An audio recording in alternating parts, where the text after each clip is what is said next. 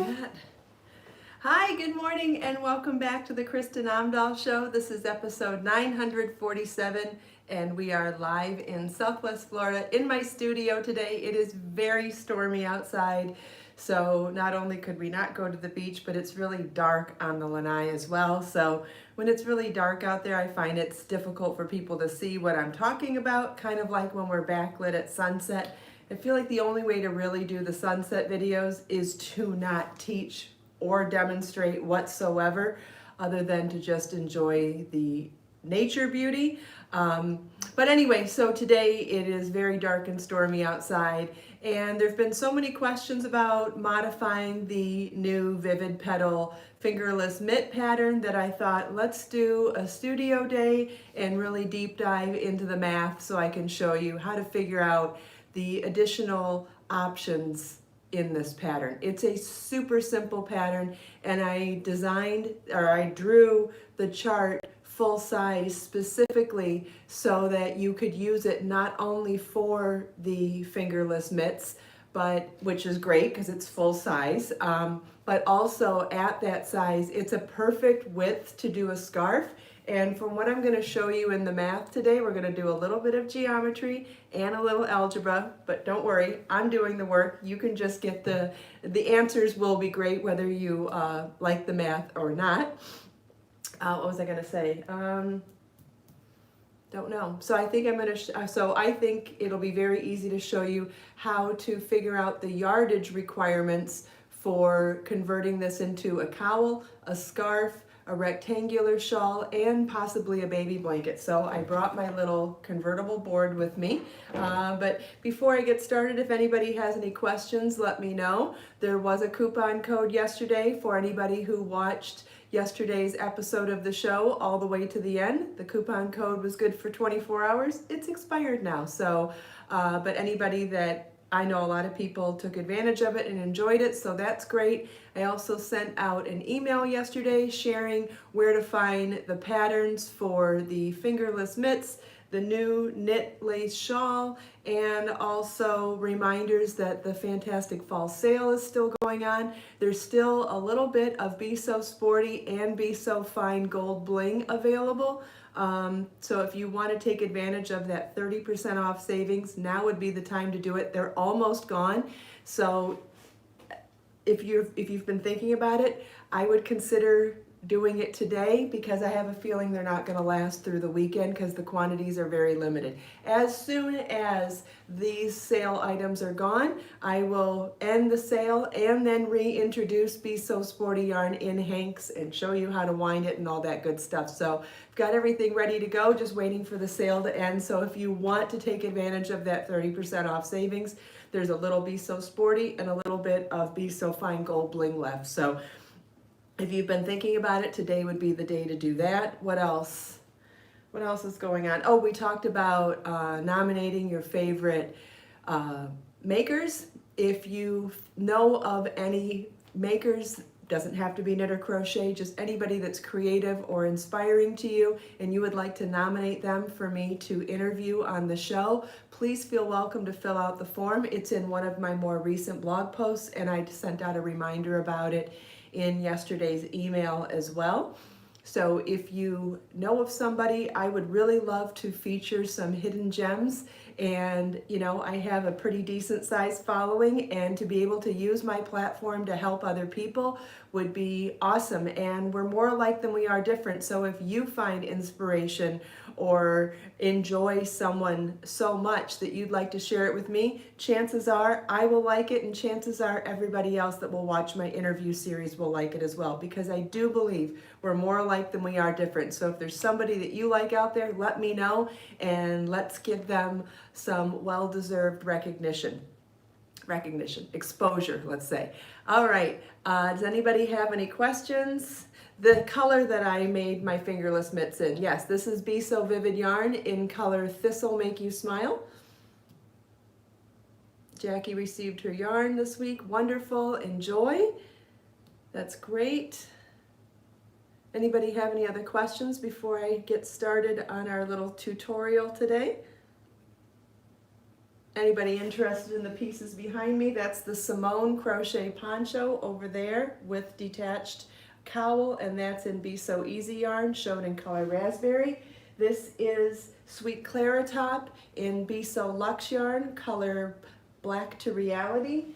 This is the Shelly pullover, also a crochet pattern in Be So Luxe yarn in color Pearls of Wisdom. And this is the Koa scarf done in Be So Vivid yarn. And then this beautiful purple shawl behind me is the Hadley crochet shawl in Be So Luxe yarn also.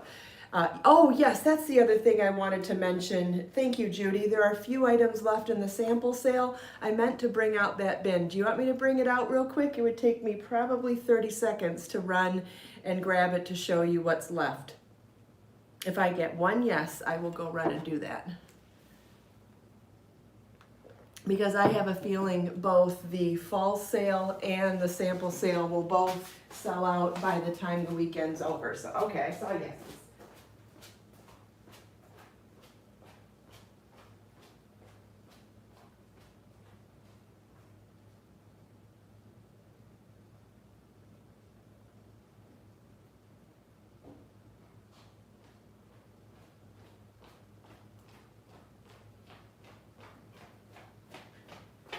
Okay, so what's special about these samples? They're all handmade by me. They're all one-of-a-kind designs by me, and they're all handmade by me. Some of you might feel that that's an exciting gift for yourself, and other people might enjoy this as stockpiling gifts for the holidays, stockpiling gifts, handmade special gifts for last-minute gift giving so that you just have things on hand. There's all sorts of reasons to it. Here is the Athena shrug done in Be So Sporty yarn, and you can see proper photos of all these pieces on my website as well. This is the Brandy crochet cardigan, also in Be So Sporty yarn. So pretty on, so cozy, such a beautiful piece. Then we have the Selma cardigan, also in Be So Sporty yarn. These are all size around 36-inch bust. Most of the Callie Mae cowls have sold. I believe here's the Margot dress, which could also be worn as a tunic. That's in Be So Baby yarn. And we also have the long sleeve bling version of the Sweet Clara cardigan.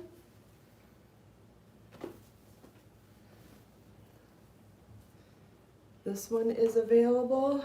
Yes, I believe all the Callie Mays are gone. And then this one is a shawl called Love Is in the Air. It's a shawl in Be So Sporty yarn.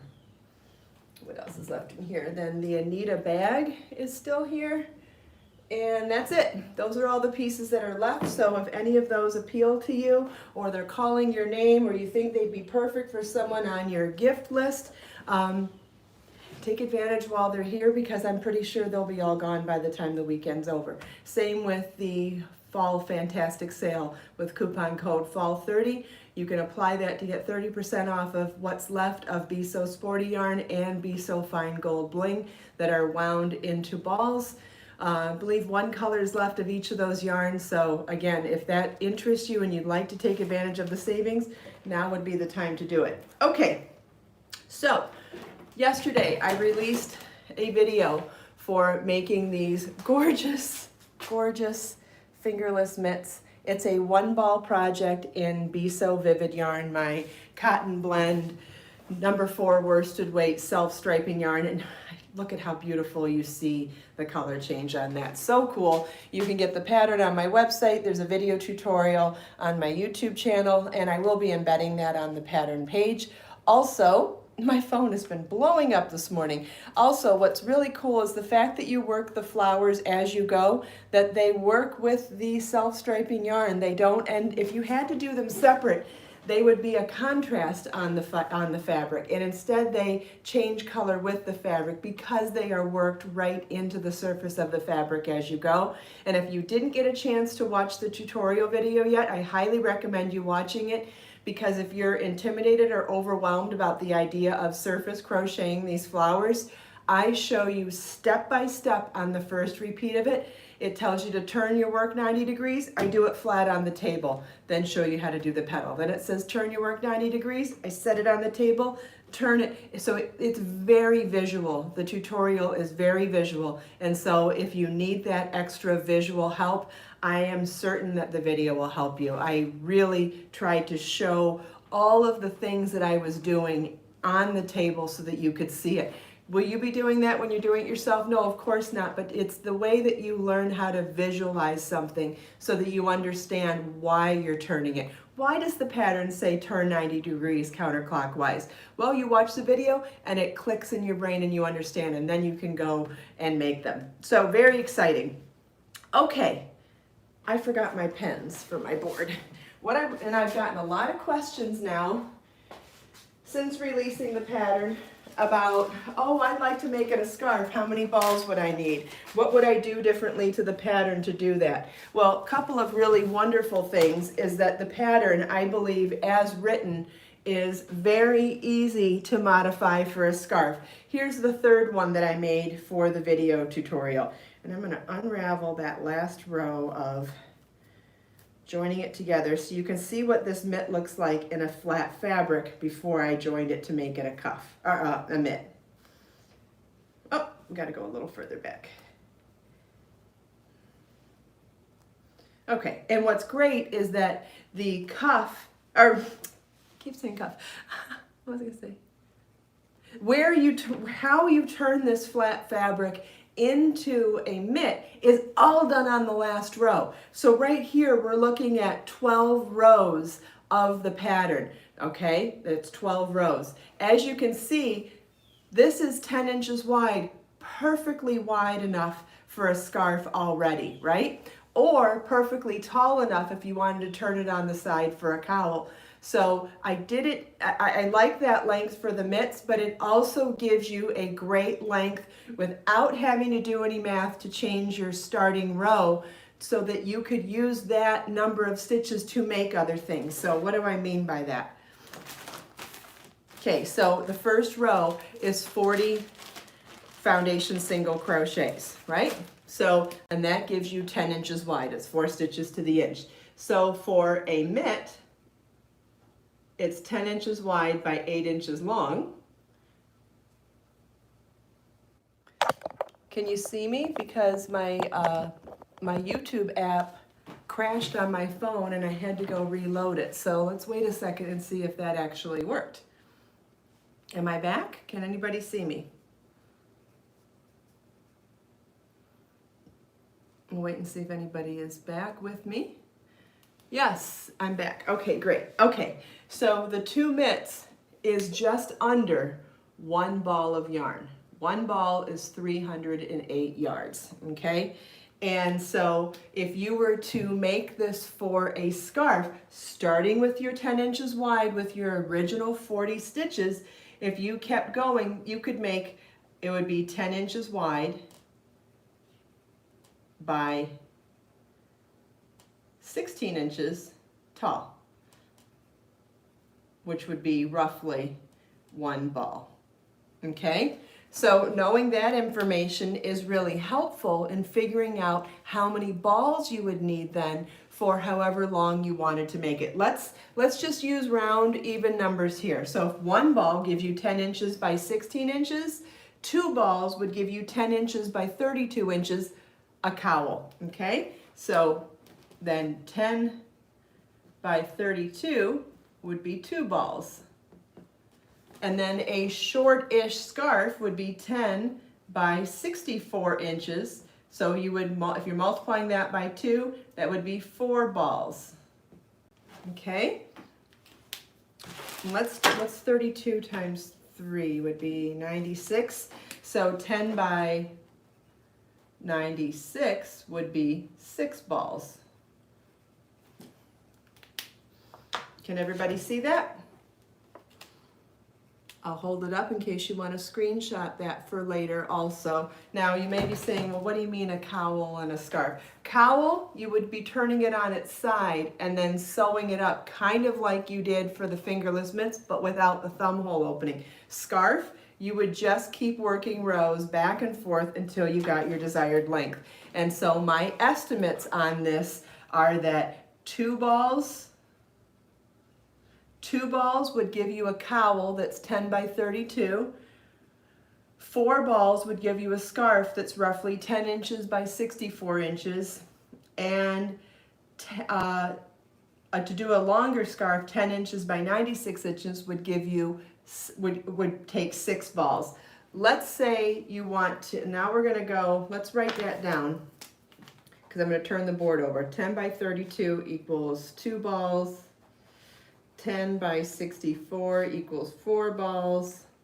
And 10 by 96 equals 6 balls. This is gonna be important when I turn the board around. Let's say we want to make some Afghans, okay? Starting with a baby Afghan. So let's take the 10 by 32. So here's our 10 by 32, which we said was 2 balls. Okay, let's say, and I'll do this, let's do a dotted line.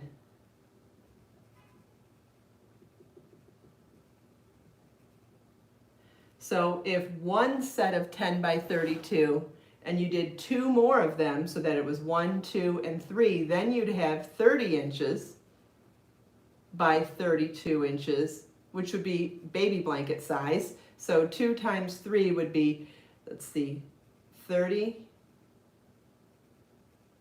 by 32. So roughly baby blanket size would be 6 balls. Not including edging. If you wanted edging on top of that, you'd have to adjust for more yardage. So let's go to the 10 by 64 size.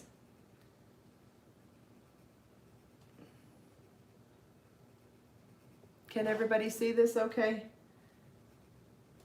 10 by 64 is 4 balls.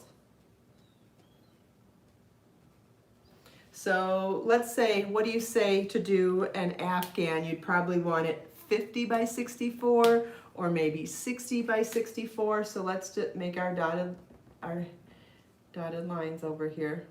Do you want me to figure it out for 60 by 64 or 50 by 64? Doesn't matter, or both. Let me know. I'll wait. If I don't hear any answers, I guess I'll have to pick myself, but I do like giving everyone the opportunity to be interactive here. So 50 by 64, thanks Joe. Okay, so if we want it to be 50 by 64, we would, and this is already 10 inches, then we would add 4 more, right? 1 plus 4 would be 5. So it'd be 10, 10, 10, 10, 10 for a total of 50 inches wide by 64 inches wide. So if it's 4 balls for 1, 1, 2, 3, 4, 5, 4 times 5 would be 20 balls for something that is 50 inches wide by 64 inches long. So I'm gonna 20 balls to make an Afghan that's 50 inches wide by 64 inches tall. Okay, does that make sense, everybody? As long as you're picking even numbers, you can get a great estimate. Maybe you want something slightly different, maybe a specific size. Doing these easy multiples will give you a rough yardage.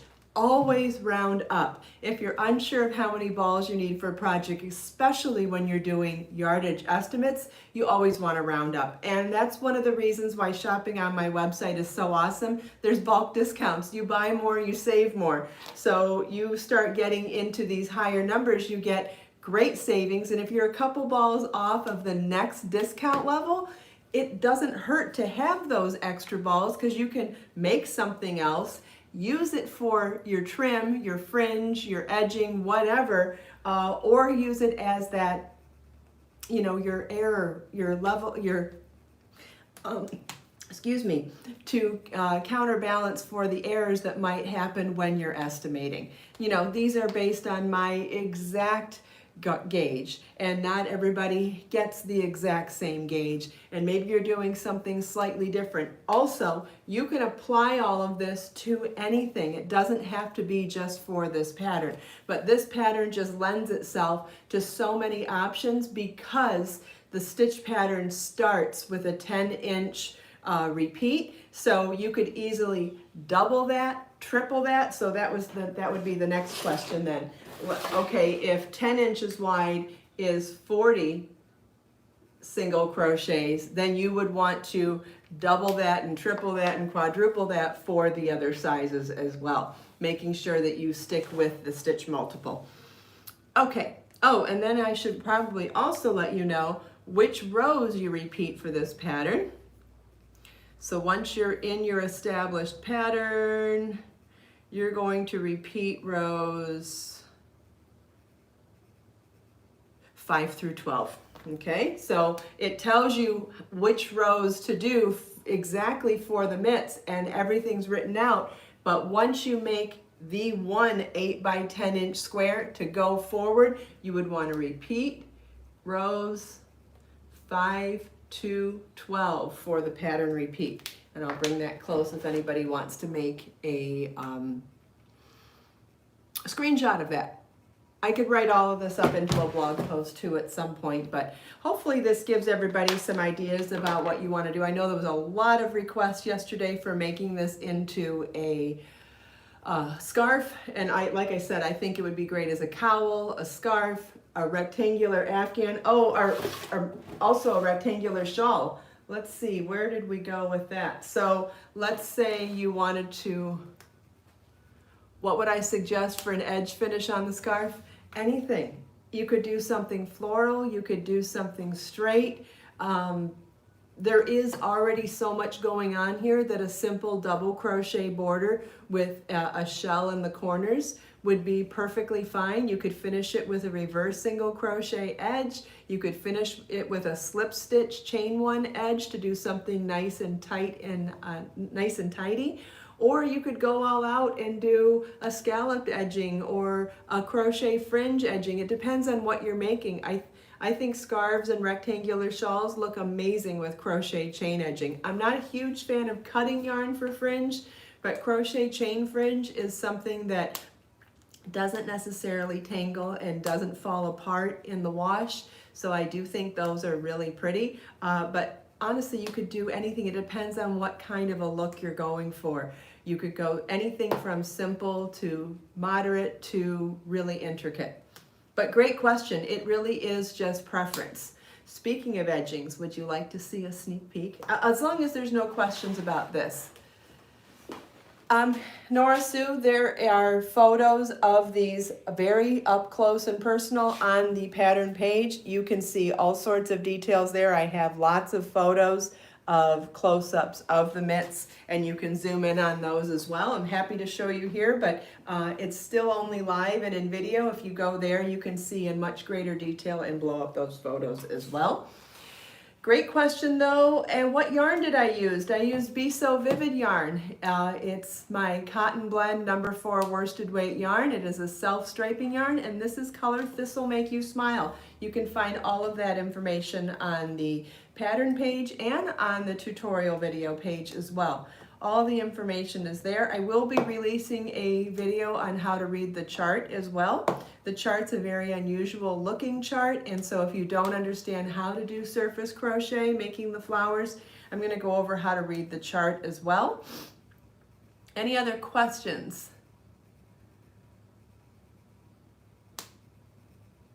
You're welcome.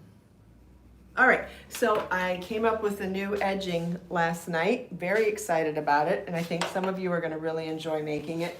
It's on that, I'm working on the Dragonfly in Flight, I think is what I'm going to name it, crochet shawl. You can see the dragonflies in there. There's a dragonfly with four wings. Okay, and I came up with an edging last night. This edging is all done in one row. So see the double crochets here? There's a double crochet, then a chain 5, then a long chain with a popcorn stitch. All of that is done in one row. So as you can see, here is the shawl, and that really intricate edging is worked back and forth on itself so that you can do it all in one row. I did alternate the fringe in every other repeat. If you wanted to do it in every repeat, you totally could. It would take twice as much yardage, obviously, to do that, or roughly. But I thought this was so pretty, and so I've got a ways to go still. And it took me days to draw the chart. It was very complicated to draw this chart, but it's done now. The pattern's written, and I'm working on the edging, and as soon as I finish it, block it, photograph it, we can get it off to tech editing. No, you did not see the shawl on the website last night. It is not published yet. You may have seen the Fingerless Mitts. They have been released already. Thank you, Grace. What else? Oh, I was going to show you a couple other things that I'm working on. So remember the Be So Easy knit cardi wrap that I showed you the other day? I'm making sleeves, and I am going to make them detachable so that you can add sleeves or not add sleeves. So I have done the first one, and I happen to absolutely love this mistake rib stitch pattern because it works so well with 1x1 rib.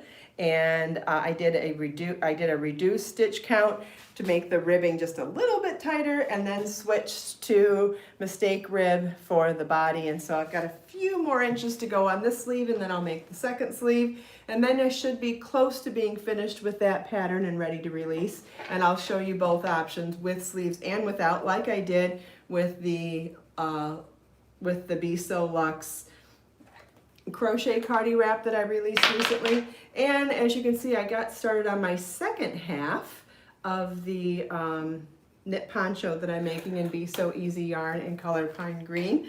Need 2 halves of that. I'm not even sure if it's going to be a poncho. It might be like an oversized shirt as well. I haven't decided, but it's going to be pretty either way. And I am going to do a turtleneck on it, or a cowl neck, something like that.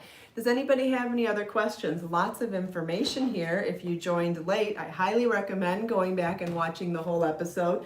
Look at all of this information we shared today. Lots. Yep. Does anybody have any other questions? Lost my earring yesterday, and it showed up today, and I'm so happy about that. Yes, definitely rewatch Joe. There's a lot of great information in here about taking this simple pattern and applying it to other designs, especially if something's made two-dimensionally. Yes, do we join these into a tube in the last row? Yes, we do.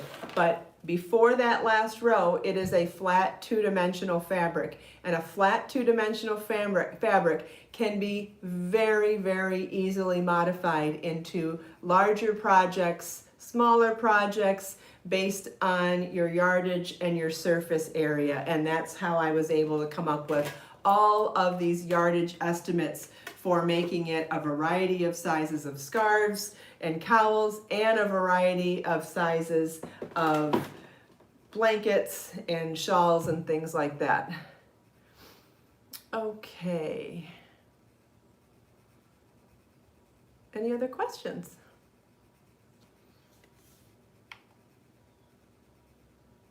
If you decide you have questions later, always feel welcome to come back and leave them for me in the comments.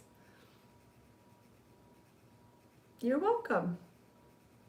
All right, well, thank you all so much for taking time out of your busy day to spend a few minutes here with me. I hope you enjoyed the show and tell, the sneak peeks, chatting with me and everyone else. If you decide you have questions later on, come back and leave them for me in the comments. I do get notified of those throughout the day, and as you can see from other videos, I reply to them as often as I possibly can. Let us make time to create, share, and inspire today and every day. Have a wonderful day, everybody, a great weekend. Take some time for yourself, and I will see you Monday for the next episode of the Kristin Omdahl Show. Bye-bye.